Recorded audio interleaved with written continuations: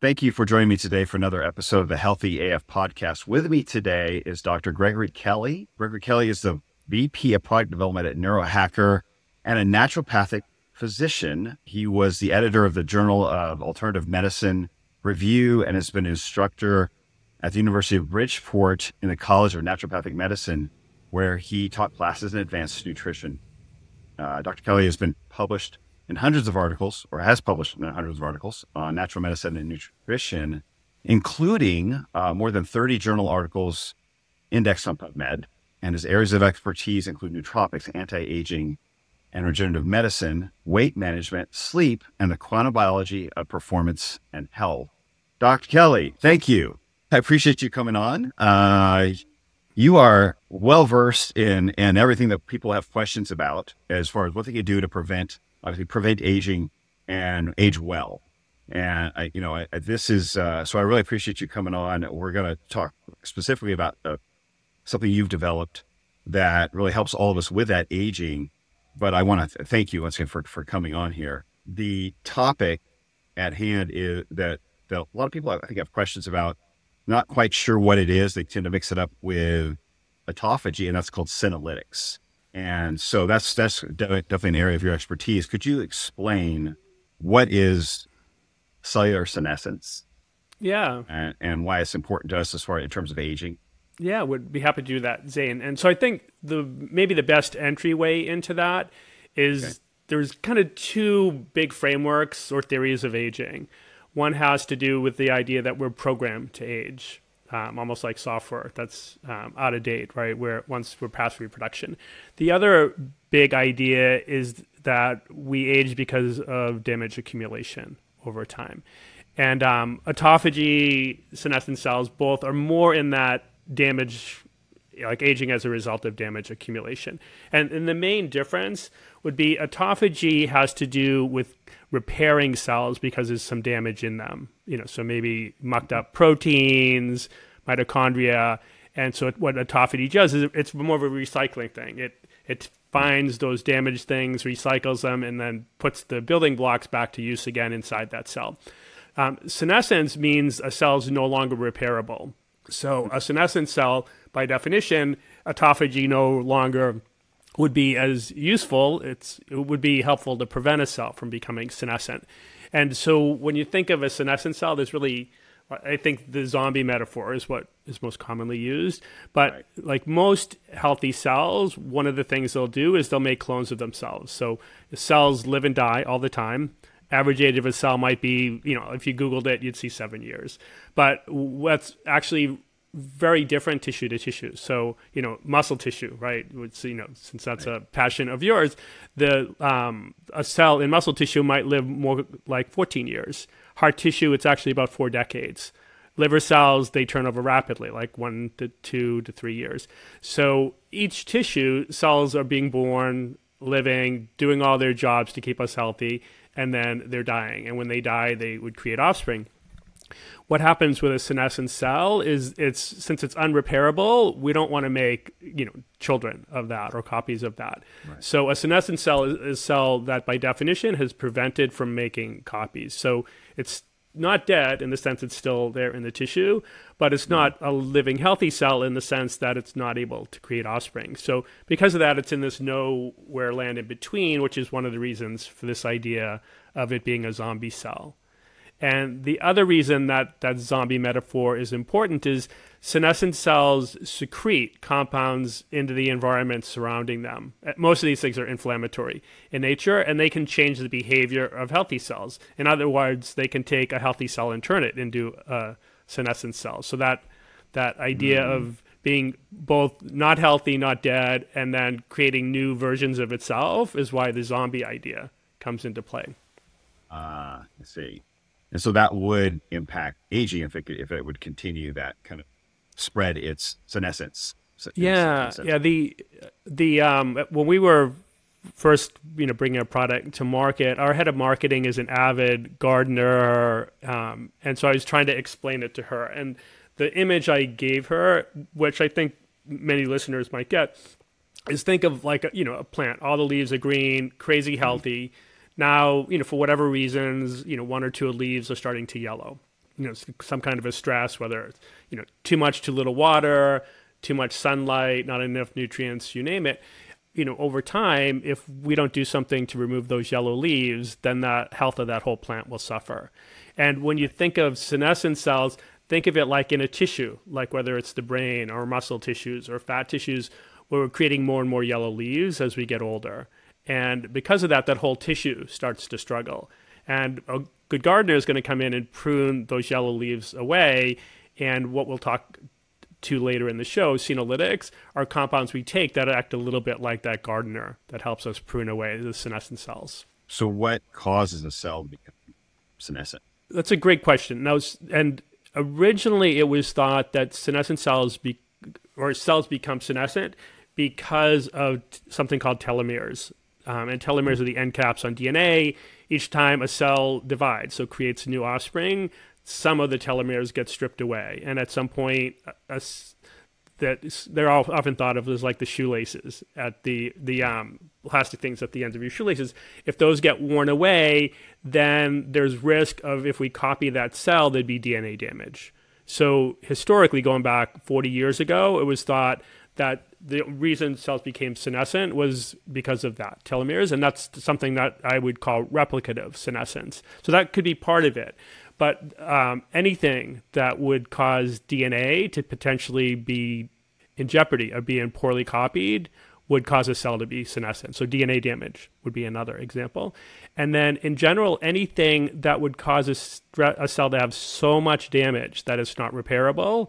So that's usually thought of as stress-induced premature senescence. So like way before the telomeres become a problem, the cell's been so stressed by something that it's damaged enough it can't be repaired. So senescence is, the thing that happens. Okay, so it's the aging of cells. So you can have a natural aging Yep. and a healthy cell. So eventually you'll become senescent, but there could be other factors, outside factors that damage the DNA or the zombie chemicals going out from the current ones or something like that, or stress, cortisol, whatever, that could just speed up the process essentially. Yeah. So and senescence, so if you think in terms of I often would this is my simple idea of how stress impacts a cell, but it would be almost similar to our whole body too, right? So at a certain level, stress is hormetic, right? Like it causes us to adapt, so you exercise wisely, you stress muscles, they get bigger and stronger. They become more resilient and better prepared to lift weights again. So same with cells, right? If they're stressed a small amount, they'll buff up their defenses. They'll get fitter, tougher. But if stress is more than that, they'll take on some damage, right? So, if the damage is repairable, they'll repair the DNA, they'll do autophagy to clean themselves up. But if stress is more than that, then either they become senescent or maybe it's so traumatic they just immediately die. And what a healthy cell does, in addition to that, like adapting, to stresses in its environment, at the end of its life cycle, it would go through what's called apoptosis. And apoptosis literally comes from a Greek word that means falling off, in the sense of a fruit or leaf falling off a tree, hence that idea of the yellowing leaves, right? And so another characteristic of senescent cells in the context of aging is they're cells that have figured out a way to avoid going through apoptosis. They literally don't fall out of our tissues, right? So when you think of senescent cells, for listeners, think of it as there's transient senescent cells and there's lingering ones. And the lingering ones are what matters for aging, these ones that are resisting going through this final stage of apoptosis.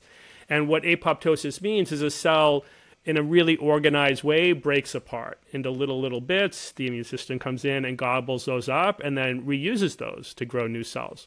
And so when you think of, say, like a 25-year-old, super healthy, fit young person, they do some crazy intense exercise workout, they're going to make some senescent cells as a result of that. They'll make a lot of what I would call transient senescent cells that are going to come in and they're going to call in the immune system and other things to rejuvenate that tissue.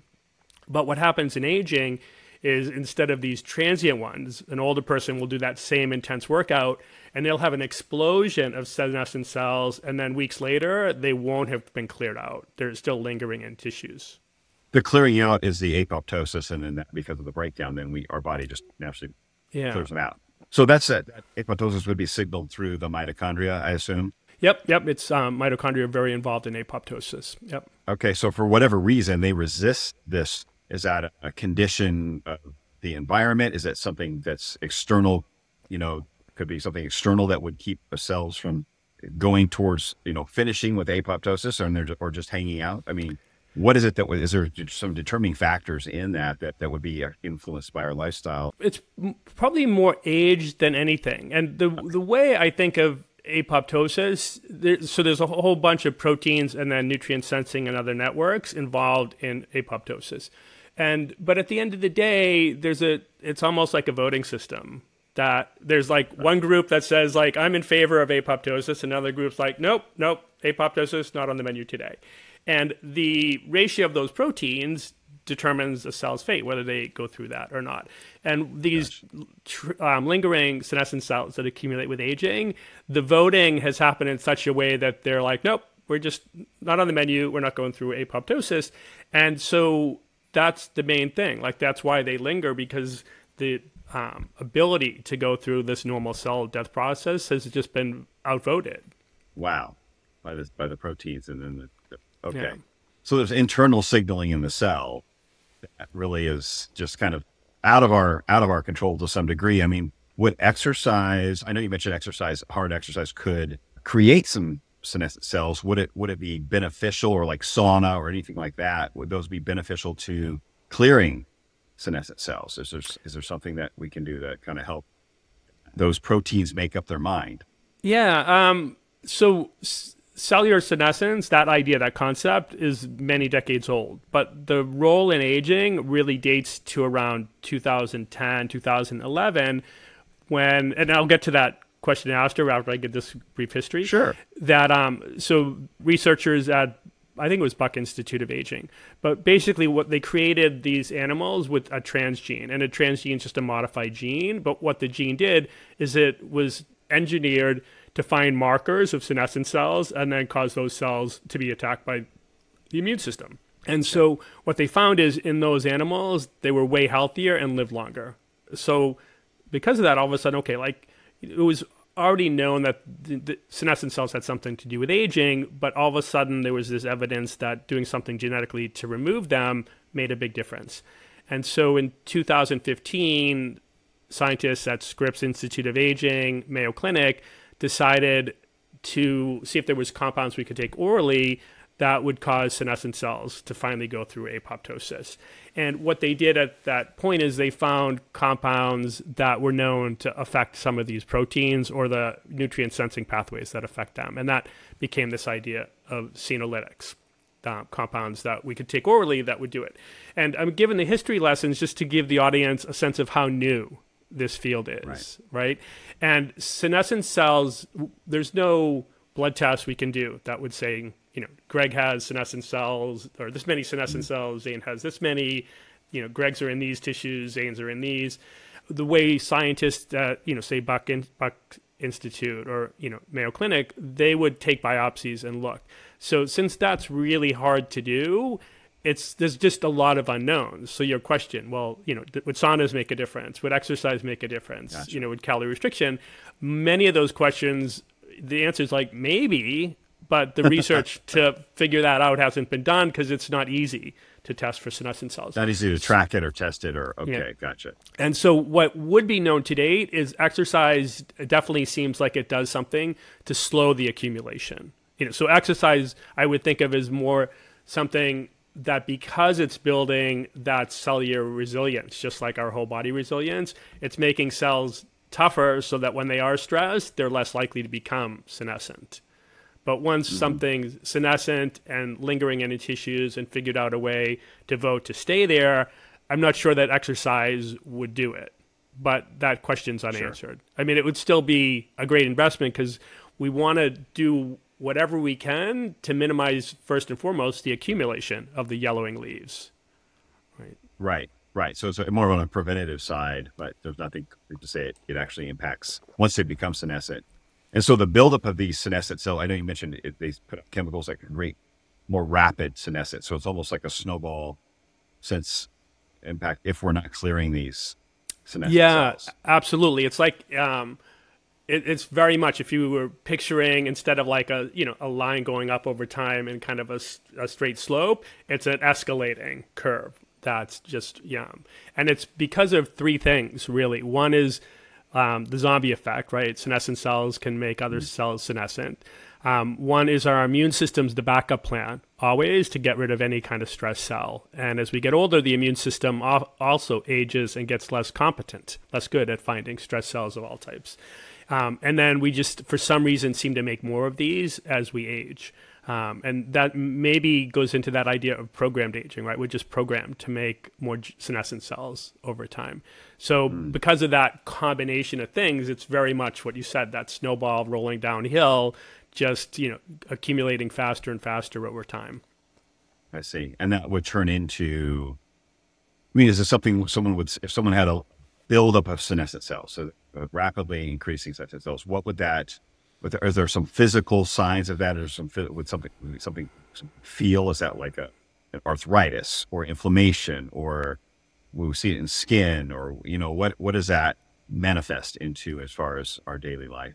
Yeah, so that's a great question. So one of my, I guess, a study I enjoyed, discovering and reading about was they took senescent cells and basically put those in the joint tissue of younger, these are, usually there's a mice or rat studies, and it created arthritis in those young animals. And kind of think of what's like in our joints, we always have a layer of stem cells that, we're doing things to stress our joints. Those cells get, die off, stem cells make new ones.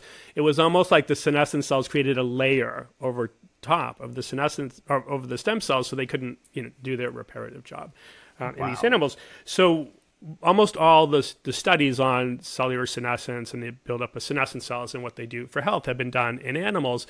But really almost any tissue you can imagine or think of that has an age-related decline in function, senescent cells have at least been linked to contributing to that. So whether that's cognitive decline, issues with joint, it's called anabolic eyesight. What's often thought of as anabolic resistance, right? Like our muscles no longer responding as anabolically to things like weightlifting or like a adequate amount of protein. That anabolic resistance. There's been a couple animal studies on that so far, and senescent cells don't only play a role in developing that, but when senolytic compounds have been given in those animals, it reverses a lot of that anabolic resistance. It makes the muscles function much more like younger muscle tissue. Metabolic type things. So senescent cells accumulating in fat tissue secrete a lot of the things that cause what we would think of as metabolic syndrome type of issues. So you can skin would be another one. So so really anything with cells. Yeah, anything. Anything we think of. It's cellular. So this is like everywhere that we have cells. Which is everywhere. It's going to be impacted by these senolytics. It sounds like there's not an organ function or anything that you haven't, that doesn't touch, because it's just the natural age progression of any cell, regardless of its, like you mentioned, there's different ages or turnover rates of every type of tissue, but they're all going to be subject to senescence. And there was, I think when I was, I'm pretty sure like one of the old time naturopathic doctors would have said something like this when I was a student back. I started my naturopathic degree 30 years ago. The health of our tissues and organs is a result of the health of the cells in those, right? And that's why I like that analogy. Zombies is a good analogy, but that visual of a plant, right? That, if, one or two yellow leaves, that plant's going to do fine. But, if a third of them are yellowing leaves, that plant's now going to be in a world of hurt, right? And and so, the way I think of it is a threshold effect. Like it would probably be natural to have some low amount of senescent cells, no matter what our age, in many tissues because of stress, right? Like, too much exercise or, but they're turning over quickly, right? They're being pruned away. What happens with aging is that amount of them just accumulates so much, we're well over that threshold, and now that organ or tissue starts to struggle with its function. Gotcha. So how do these senolytic compounds work then? Because that seems to be what if we can't track exercise or sauna or all these other things that we like to try to, hormetic stressors we like to apply to ourselves, these compounds obviously have been shown to be effective. So how do they impact these senescent cells? Yeah, so the original two compounds identified by Mayo Clinic were a medication called dasatinib. It's an immunomodulator, hardcore drug, often used in some types of cancer, and then quercetin, which is a polyphenol, been used in supplements, my whole career. So, long before 30 years ago. And what they did at that point is they realized, okay, well, these cells are resisting apoptosis. Let's look at compounds we know that can take stress cells and cause them to go through apoptosis, to kind of like change the vote, so to speak. And then, let's test some of those things out. And of their original test, those two compounds were the ones that seemed specific to help senescent cells finally go through this natural, falling off or apoptosis process. But what they found out was that they weren't equal in all tissues. So quercetin wasn't active in fat tissue in the original Mayo experiments, but worked on immune cells, worked in endothelial cells, which are the cells that line our blood vessels. Dasatinib, the other thing, was actually active in fat tissue, but wasn't such a good senolytic in these other types of cells. So they, had the idea, well, let's just put them together and see if the two are additive or synergistic in a sense. And that stack, D and Q, is by far the most studied senolytic stack in animals. I would say, there's been a couple of human studies published so far, both on D and Q, and then, if there's, say there's been 300 animal studies, 200 and something have probably been, maybe not that many, because there's a few drug compounds as well. But what fundamentally they figured out at that point was it's all about these voting mechanisms in cells. Like they're specific, pro and anti-apoptotic proteins. There's the pathways that then essentially trigger who to vote for, like, gives cells, vote for this candidate instead of this one, right? And so something like quercetin, another polyphenol, fisetin, that Mayo found a couple years later was even a more versatile senolytic compound than quercetin, work on these nutrient sensing pathways. Some of the hardcore drugs go right to the voters or like those pro and anti-apoptotic proteins, which is a little bit, I think, like maybe more risk way of doing it than with, affecting, how cells are sensing the environment. A little too harsh. Yeah, for most people. And so the original and the polyphenol types of senolytics, so, quercetin, fisetin, luteolin, all work on certain nutrient sensing pathways that are basically telling us a cell something like, okay, the environment's looking like it's pretty impoverished. And that being the case, hanging around is probably not as good of an idea. Let's change the vote. Something along those lines. Gotcha. Right? And then the cell now finally lets go of resisting apoptosis and allows itself to finally go through that. And which is kind of at a cellular and organ system level super cool, right? Because it's now can be reused, right? And, so it has a little bit of that, what's sometimes thought of xenohermetic, right? Like we're, reading the environment and forecasting stressful things from compounds that we eat. But these senolytic, like fisetin, the dose being used is 20 milligrams per kilogram, which fisetin would be found in strawberries. Like if you Googled it, you'd see, fisetin's in strawberries, but you'd need to eat a lot of strawberries to get that amount of fisetin. And I think it's that signal that cells are getting that, the only time maybe evolutionarily I would have ever seen this amount of fisetin is when famine was happening and, someone was eating leaves and bark or anything to put in their stomach, right? Because polyphenols always accumulate, they're plant defense compounds. So they accumulate at the part of the plant that most touches the environment. And often a part we don't really eat much of because polyphenols taste bad. So, anyways, that's like when you think of, that category of senolytic compounds, that's how I think of them. They're really sending a really strong signal to the cell that, environment's looking pretty tough. Let's get rid of the dead weight, and senescent cells are part of that dead weight. And then there's other compounds like piperlongumine it was actually the second plant-based senolytic compound found after quercetin, and it's from a plant called long pepper, which is a relative of black pepper. Both were used along with ginger. That combination, black pepper, long pepper, and ginger, are a really common combo in Ayurvedic medicine. And but piperlongumine's only in the long pepper. It's not in black pepper. And that works in a completely different way. That mimics, in a sense, some of the things that the pathways more that dasatinib works on. It works on another pathway. Like one of the things, once the cells become resistant or resisting apoptosis, as an example, autophagy now would be put to use to allow that cell to continue to like linger. Being able to quell oxidative stress, like put out, that would help that cell. And we often hear these things like like insulin resistance as an example, or apoptosis, autophagy, oxidative stress. What happens in the body? Those things are crazy tissue and cell type specific. So like autophagy, we would want in a healthy cell to repair it. We wouldn't want in a cell that's so stressed it's causing problems, if that makes sense.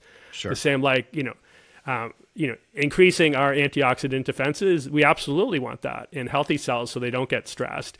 But once the cell is already senescent, then it will put that to bad use, right? It'll use that to prevent going away. So piperlongumine works in like kind of a unique way with antioxidant defenses in cells. So anyways, what I think is super important that came out of that original Mayo work is that there can be senolytic compounds, and that doesn't mean that they're equally senolytic in all tissues. In fact, they may work in some and not in others, and that maybe stacking different things together is the way to go. And so, that original D and Q stack, two ingredients with wildly different mechanism of action that tend to more broadly impact senescent cells in more organs and tissues in the body. So with the plant-based ones, I think that approach is even more important, stacking together a variety of these things with senolytic potential, because they don't all have the same potential in all tissues and organs, and they don't all share the same mechanisms. And if a cell's already resisting apoptosis, we probably want to, do a lot of things to get it to change its mind. Gotcha. Makes sense. So you have kind of a shotgun approach to several different tissues. So what, question here is like, what would cause these senolytics to have this impact on senescent cells, but not healthy cells? So is it just a dosing? Because I would think, they're going to have the same signaling in every cell they come in contact with. They're not like looking for senescent cells. I assume you're not targeting. So they're going to go into all tissues, but it's only impacting the senescent cells. And I think it's like if like in that kind of hierarchy, right? Of like if the proteins that are the pro and anti-apoptotic, if a drug's affecting those directly, that's going to have more of an impact on a potentially healthy cell. But at the end of the day, maybe instead of, like say arbitrarily, you need to get 51% of the vote to go through apoptosis, and it's currently at, 48, 52, you move it just a little bit and you're good. Gotcha. Even the drug compounds aren't, all or none black and white, right? They're just changing some of the voting parameters, but that's a much more like strong thing with potential now to disrupt healthy cells. The way the polyphenols work, since they're on nutrient sensing, then they're just influencing the vote in a sense, right? They're taking information from the environment. And a cell that's not resisting apoptosis, which a healthy cell would be in that category, the nutrient sensing is not going to work the same way on that. Does that make sense? Mm-hmm. Right? Like they're gonna be doing things for the lingering cells that, like fisetin as an example, tends to help healthy cells upregulate autophagy and improve antioxidant defenses and do all these things to make a healthy cell less likely to become senescent. Right. Okay. So like you have to almost look, like it's going to toughen specific. It up, so to speak. Right. So to speak. So the healthy cells get toughened up. The weaker cells just get nudged towards apoptosis, essentially. Yep. That's exactly how I would think about it. Okay. And it's one of the things, like I tend to think of risk reward for most things. And it's why the plant-based ones, to me, like, lots of potential reward, really low risk, where the ones that are in studies currently, like there's no senolytic drug that's been approved, but those ones now the reward might still be high, but the risk starts to go up as well. Gotcha. Okay. Is there a certain way to use these, like a periodic? I mean, I saw when I used your product, it was a 10-day dose, and then you stop, which I thought was, or no, 2-day dose, not 10-day, 2-day dose of 6 tablets each day, and then and you stop. And so, this is interesting, because usually when you get a supplement, you're supposed to take 3 of them every day for, indefinitely. And so this is a very different approach than what your typical supplement would be. So could you kind of help us understand the approach there? Originally, going back to like that D and Q stack that Mayo and Scripps came up with, because the D part, right, hardcore immunomodulated drug, they weren't sure the risk reward, and decided, okay, well, maybe what we should do is what they have referred to as hit and run dosing, but think of it as intermittent dosing. Like, let's hit the cells really hard for a few days and then run away for a while before we do that again. And so that just got kind of baked in from the early days with D and Q, but it's been the way even something like fisetin has typically been used. And I think it's a really useful way to do it for one other reason. Like, they did it, I think, initially thinking safety as a paramount reason. But they also thought, okay, all we need to do is change the voting. We don't need to change the voting day after day after day. We just need to get the voters to change their mind once, right, for these cells to disrupt. And then let's give it time, and then do it again and see if we impact some other voters next time. And so it's not like like insulin, or if someone's taking hormone replacement, that you need to be kind of occupying those receptors, or doing that thing every day. All you're trying to do is disrupt something once, or get the cell to change its mind. And then like a really useful way to think about responding to things in the environment is something, I think it's called Weber-Fechner law, whether you remember that or not. It was figured out in the 1800s, but the gist of it, and this had to do with hearing and vision, our senses, where it was figured it out. And the general idea is our senses don't respond to quantities of things. They respond to how quantities of things change. So like an example, right, for listeners, imagine going into the darkest closet in your home right now, and complete dark, you light one candle, your eyes are going to notice a huge difference, right? Now imagine you go into that same closet, there's 99 candles lit, you'll light one more, like big whoop, right? Maybe you didn't notice anything. So one candle is meaningless. One candle on a completely dark background, that's a big thing. One candle in a well-lit room, that's a nothing burger. And so whenever you think of like something like insulin, right? Insulin resistance has a lot to do with that idea of proportional change, right? So like a muscle tissue that's responding, that's really sensitive to insulin, the amount of insulin in the blood or surrounding that tissue is going to be, maybe 5 candles worth. Insulin resistant person, maybe it's, 15 candles worth. And since you need to create proportional change, right? Like, say, like, response to a meal is 20 insulin. Like, that's a 4-to-1 ratio when you're insulin sensitive. And it's not even a double of that when you're insulin resistant, right? So because of that, the tissue doesn't respond to insulin, even though the quantity of it's higher. Does that make sense? It so does, yeah. that idea of like it's the proportional change in things that matter, I think impacts every aspect of physiology, because receptors on cells are their ears and eyes, and I guarantee they respond to proportional change just like our senses, like our vision or our visual receptors, right? Our hearings, like that principle has to be wired all the way through the same. And so if, like, getting back to why I bring this up, they say instead of doing 20 milligrams per kilogram of fisetin. So, for me, that's about, 1,500 milligrams of fisetin all at once. I say, no, instead of doing it just 2 days and then taking a break, I'll just spread it out. I'll do 100 milligrams every day for the next 2 weeks. There's not anywhere near the same proportional change. And I mentioned like these polyphenols especially are working on cell nutrient sensing pathways, right? Like, so it's them responding to a big change in the environment that matters. So for listeners, that's another reason that I think the hit and run dosing is important, because we're really trying to create that massive change like that, you know, like walking into a dark closet and lighting a candle, not walking into one that's well lit and then, oh, well, I'll just light another candle and think that's going to create the same response. Right. It's enough to trigger a response for that in that moment. Yep. When resistant, when we become resistant to or used to it, it's like, oh, nothing's changed. Why should we change our, essentially? Yep. So, okay. So then really when should people start thinking about using senolytics, or thinking about like what point in their life are they, where they're more at risk from senescent cells than not?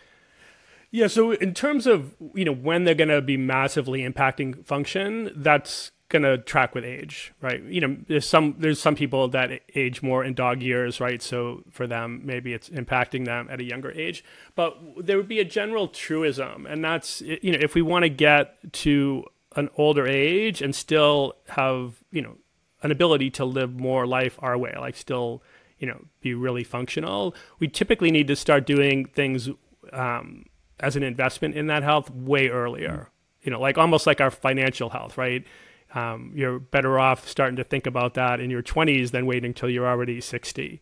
So I think of the senolytic compounds a little bit similarly, but the investment you need to make when you're say 30 might be, oh, well, I'll just do, you know, like senolytics, you know, once a quarter or once every 6 months, right? Like just like a small investment, because the likelihood that they're above a threshold that's causing an issue really low. But maybe it's worth pruning a few of them away every once in a while.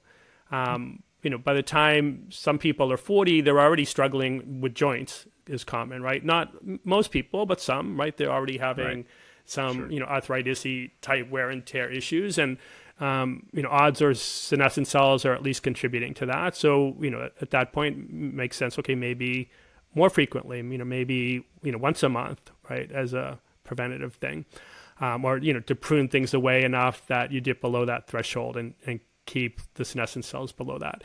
You know, as you get older, and especially if issues are more prevalent, then I think something more like, you know, 2 days, maybe 2 weeks off, you know, 2 days, maybe 2 weeks, like maybe that becomes, you know, a better protocol.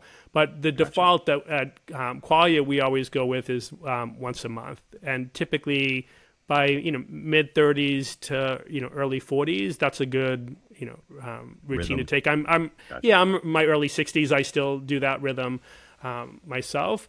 But in our studies, when we recruit people already with, let's say, like joint issues, then we'll at least for the first, you know, three like, you know, cycles of doing it a little bit more frequently, just to try to really, you know, get those cells below the threshold where someone can be more comfortable quicker. Right. Now, you guys had a study with your senolytics, correct? Yeah, we've published your own study. Yeah, we've done.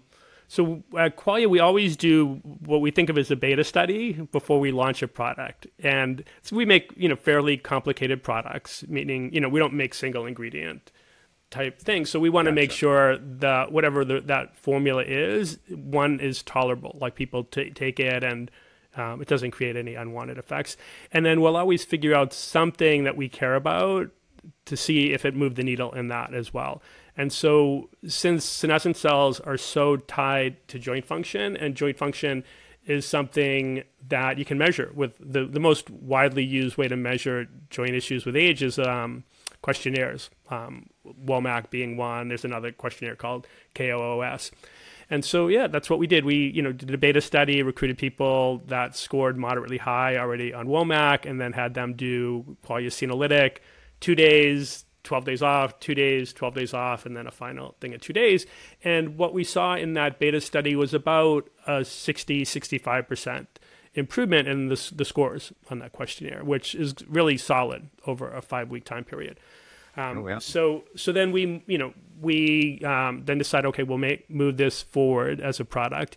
And when we first got some of the product, we then used another questionnaire called the SF36, which is a general health and wellness questionnaire with subscales for things like, general health, energy, emotional well-being, things like that. And we, did another beta study or pilot study on that. And these are non-placebo controlled studies, the beta study I referred to. And it also did well on that SF36, especially with energy and emotional well-being.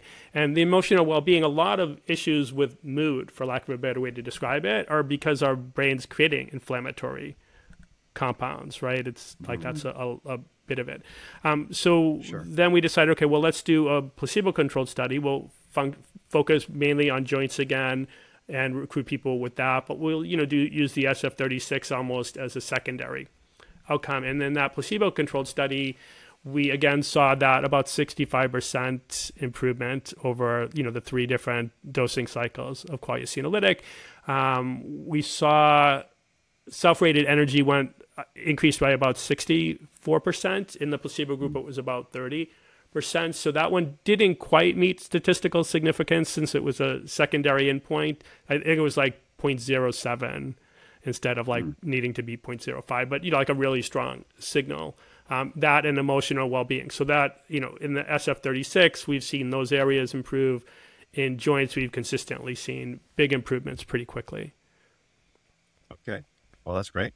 I mean, joints is something we all will feel as we get older, especially even whether you're active or not. You're going to feel your joints.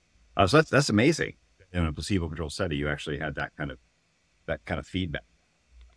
So what are you missing? Quercetin, you're missing the long pepper.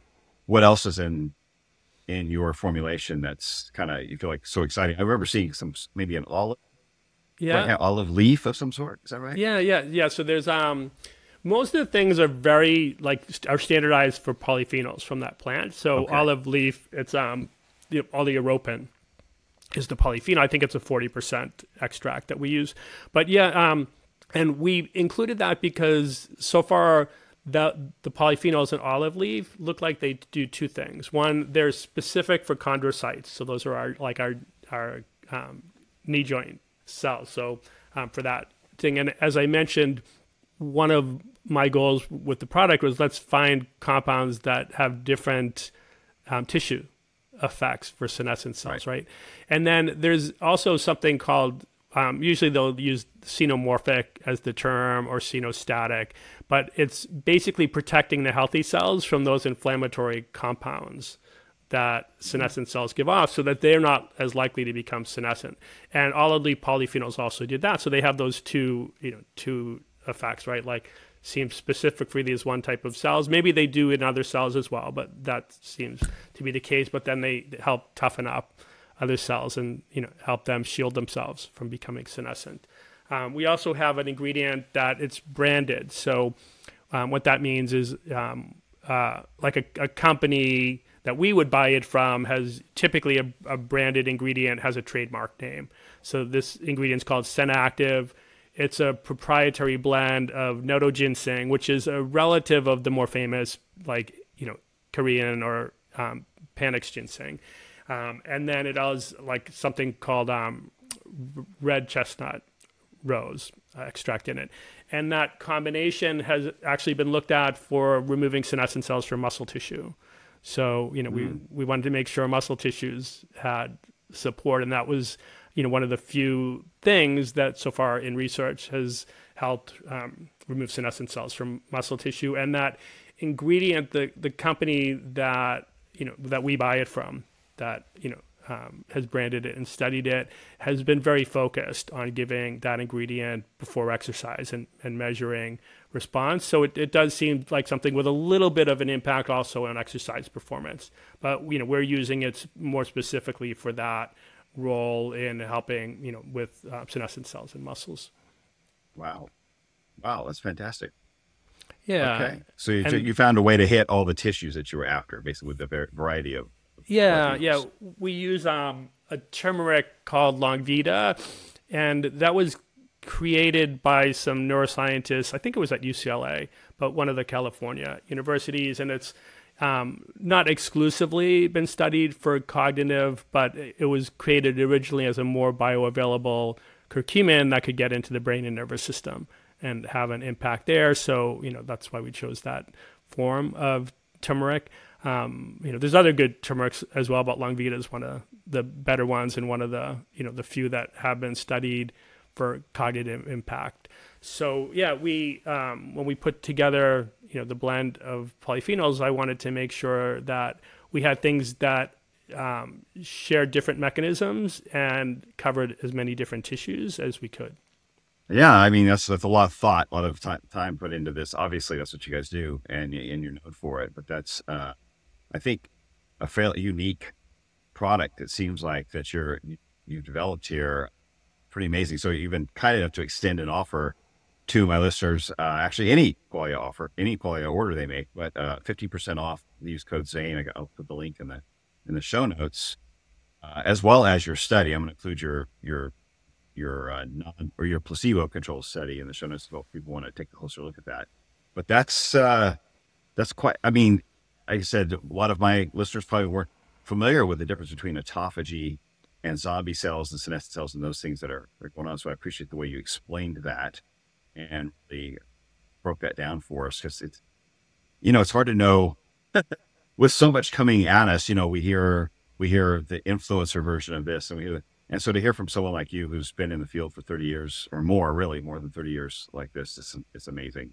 I appreciate you taking the time to come on and help us understand something that's can get fuzzy for most of us out there, just trying to see what can we do as we age. So it's really appreciate you. Oh, my pleasure, Zane. It's been great. You had, really on the money questions. So thank you for that. Oh, well, it's tried. But, just the questions I think that people would want to know with like, what does this come down to? How does this impact me? What is it doing that I'm not doing already? Which is like what I'm trying to do with exercise, what I'm trying to do with sauna, but we all need a little help. And I think like you said, the signaling through those polyphenols that many people don't realize you said it creates a stress response. That's great. We're all used to creating stress responses to healing or to making ourselves tougher. We don't think about a stress response that's making us cleanse those cells out as well. And that's really the product you've created, is helping us to basically clear those zombie cells from our system. So I think that's probably an aspect that most people don't realize. And as you said, it's fairly new science. Yeah, it's new science. And then that cleansing idea just reminded me of a fairly common question we get asked at Qualia. And that's like, oh, well, how are these detox? Like, how are they leaving the body? And they're not, right? Like, they're finally going through apoptosis, which is the cell just breaking apart, the immune system gobbling it up, and then reusing it. And so, again, going back to that plant idea, right? Like, the leaves fall off the plant into the soil and get, recycled and reused to promote more growth. So, we don't see detoxy types of reactions because detox isn't actually what's happening, but it is a cleansing of sorts that goes on. Okay. So it's like almost like a compost. Yeah. It goes back to it's a breakdown. So that actually brings the great question. So like you just answered it. So no one's going to experience like a cleanse effect when we think about doing cleansing or doing a purge or something like that. That does not create this kind of effect. You're saying no, we don't. We see pretty much the same in our study. We saw really the same amount of what would be classically thought of as side effects in people taking the placebo and the Qualia senolytic, right? And they're always, like some small amount of people, when you take 6 capsules of anything, you'll have either GI, something will change, right. You'll feel a little headachy or, but right. we those I think of as nocebo, right? Because there's like really no reason for them other than, they commonly happen. So yeah, we don't see detoxy things. What, the capsules, as you'll probably remember from taking them, are really vivid yellow. And it's because luteolin, fisetin, quercetin, and curcumin, they're all yellowy plant pigments. And so, you'll it's common to see your stool, change color the couple days after you do Qualia, right. Things like that. But but not an effect like an impact on the cleanse like you have. Like after you have a massage, sometimes you feel like a headache and you feel this purge and all this kind of thing, soreness. It's like there's not that downstream impact. Okay. Yeah, we just haven't seen that because it's more. It's not like you're detoxing things and eliminating from the body. You're just recycling things that should have been recycled. In the course of a day, billions of cells are going through apoptosis. Right, it's a natural cellular process. We're just finally getting some that should have, that didn't, finally going, adding. You're giving an extra nudge. Yeah, you're just nudging a few more in that direction. Awesome. Well, thank you again. That will be, use code Zane. You get 15% off any Qualia order. Check out all of their line of products. Dr. Kelly, thank you so much for joining me. I really appreciate your time, and I look forward to digging into more of your products. My pleasure, Zane. Thanks again for having me.